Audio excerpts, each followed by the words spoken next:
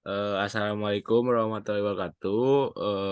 Kami di sini akan menjelaskan analisis manajemen pasok cabai merah, yang di mana anggota kami yaitu ada saya sendiri Adilan Gusti Gipari NRP 2030-62 dan teman saya yaitu Fajar Ija Rifia dan NRP 2030-174 dan yang terakhir yaitu teman saya yaitu Muhammad Taufik Ramadan dengan NRP 2030-10-109.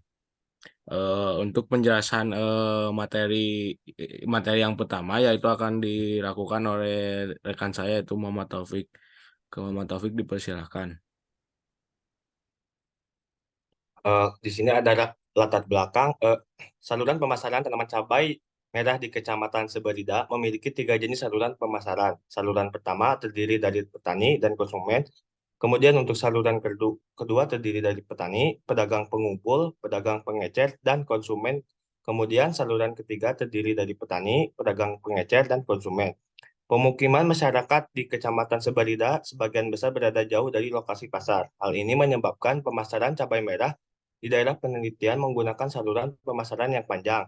Panjangnya saluran pemasaran menyebabkan besarnya margin sehingga menyebabkan belum efisiensinya rantai pasok.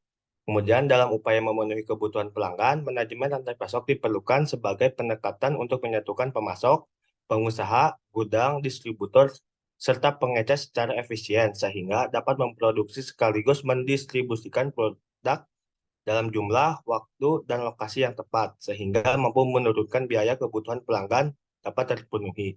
Kemudian dalam proses pemasaran cabai merah perlu memperhatikan berbagai aspek yang dapat mempengaruhi proses distribusi produk. Manajemen rantai pasok bertujuan untuk mengirimkan produk dengan waktu yang tepat, mengurangi biaya, meningkatkan produksi dari seluruh rantai pasok, dan mengurangi waktu dalam kegiatan perencanaan serta distribusi. Kemudian selanjutnya akan dijelaskan oleh Fajar Rizal Olivia.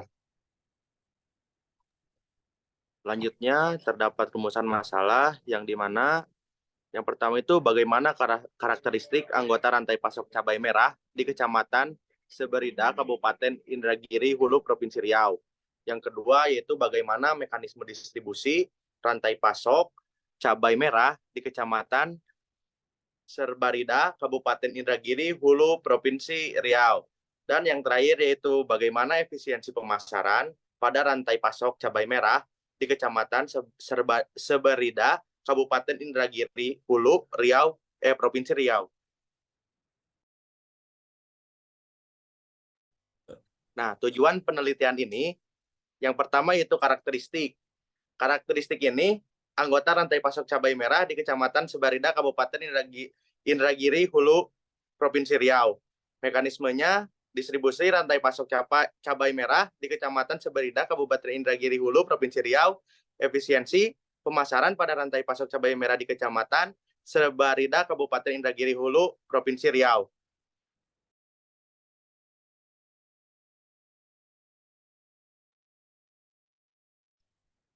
Selanjutnya ada metodologi penelitian. Yang pertama itu pengambilan sampel. Populasi pada penelitian ini adalah petani cabai merah yang melakukan budidaya cabai merah di Kecamatan Seberida. Responden yang digunakan dalam penelitian ini terdiri dari petani cabai merah, pedagang pengepul, pedagang pengecer, dan konsumen. Pengumpulan datanya, penelitian ini menggunakan dua jenis data, yaitu data primer dan data sekunder. Data primer diperoleh dari hasil wawancara langsung dengan beberapa responden, yaitu petani, pedagang pengepul, pedagang pengecer, dan konsumen. Dengan memberikan kuesioner. Data sekunder adalah data pendukung yang menggambarkan daerah penelitian secara umum. Konsep operasionalnya yaitu suatu konsep yang bersifat abstrak guna memudahkan pengukuran suatu variabel. Operasional juga dapat diartikan sebagai suatu pedoman dalam melakukan kegiatan atau pekerjaan penelitian.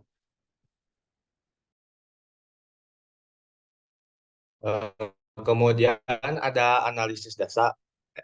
Analisis data dalam penelitian ini adalah analisis deskriptif, kualitatif, dan kuantitatif. Analisis deskriptif kualitatif digunakan untuk menganalisis mekanisme distribusi rantai pasok yang meliputi aliran barang, aliran informasi, dan aliran keuangan di daerah penelitian. Analisis deskriptif digunakan untuk mengidentifikasi anggota rantai pasok yang meliputi umur, lama pendidikan, jenis kelamin, pengalaman berusaha, dan jumlah tanggungan keluarga.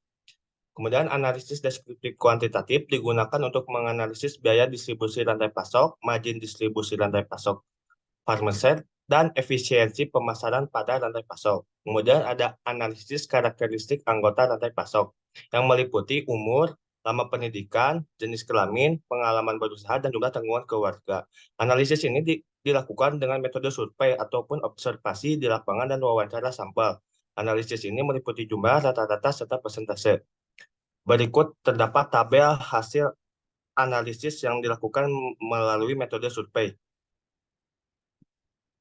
Kemudian ada analisis mekanisme distribusi rantai pasok, yang dimana menganalisis mekanisme distribusi rantai pasok yang meliputi aliran barang, aliran informasi, serta aliran keuangan dalam rantai pasok. Analisis ini dilakukan dengan metode survei ataupun observasi di lapangan dan wawancara sampel. Analisis ini berbentuk struktur ataupun pola dalam rantai pasok cabai merah di Kecamatan Seberida, Kabupaten Indragiri Hulu. Berikut tabelnya ataupun diagramnya ditampilkan. Kemudian ada analisis efisiensi pemasaran pada rantai pasok. Untuk mengukur efisiensi pemasaran pada rantai pasok menggunakan persamaan biaya distribusi rantai pasok, margin distribusi rantai pasok, dan farmer share. Dan didapat pada saluran pertama total nilai produk sebesar 36.000, saluran kedua 48.000, dan saluran ketiga 42.000. Dengan efisiensi pemasarannya pada saluran pertama 5,36, saluran kedua 7,72, serta pada saluran ketiga sebesar 2,33. Kemudian untuk kesimpulan akan dijelaskan oleh Adilnian Gusti Givari. Nah, lalu terdapat kesimpulan dari penelitian yang dilakukan. Hasil penelitian analisis manajemen terpasok pada cabai merah di Kecamatan Seberida, Kabupaten Indragiri Hulu, Provinsi Riau dapat disimpulkan yaitu sebagai berikut. Yang pertama adanya karakteristik pelaku rantai pasok. Yang pertama yaitu umur seluruh responden berada dalam usia produktif, lalu lama pendidikan seluruh responden memiliki pendidikan yang masih rendah. Yang ketiga, jenis kelamin seluruh responden rata-rata adalah berjenis kelamin laki-laki. Lalu pengalaman berusaha tani seluruh responden tergolong cukup berpengalaman. Lalu jumlah tanggungan seluruh responden memiliki jumlah tanggungan keluarga yang termasuk dalam jumlah kecil. Nah, lalu terdapat kesimpulan mengenai mekanisme distribusi rantai pasok. Yang pertama, pada saluran satu, lembaga pemasaran yang terlibat hanya petani dan konsumen. Pada saluran dua, lembaga pemasaran yang terlibat adalah petani, pedagang pengepul, dan pedagang pengecer dan konsumen. Nah, yang terakhir yaitu pada saluran tiga, lembaga pemasaran yang terlibat adalah petani, pedagang, pengecer, dan konsumen. Nah, aliran informasi yang mengalir baik dari petani cabai merah sampai ke konsumen atau sebaliknya, aliran keuangan yang mengalir dari pihak konsumen hingga sampai ke pihak cabai merah. Mungkin nah, lalu ada efisiensi pemasaran pada rantai pasok cabai merah. Yang pertama, efisiensi pemasaran cabai merah pada saluran pertama yaitu 5,36%. Lalu yang kedua, efisiensi pemasaran cabai merah pada saluran 2 yaitu 7,72%. Yang ketiga, efisiensi pemasaran pada saluran 3 yaitu 2,33%.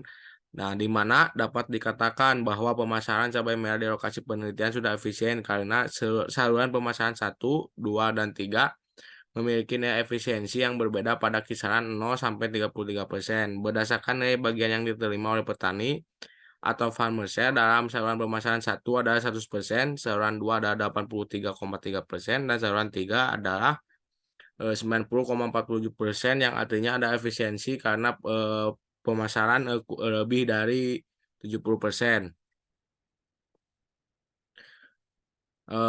Mungkin cukup sekian presentasi yang kami lakukan. Mohon maaf masih banyak kekurangan. Bila taufik wal hidayah. Wassalamualaikum warahmatullahi wabarakatuh.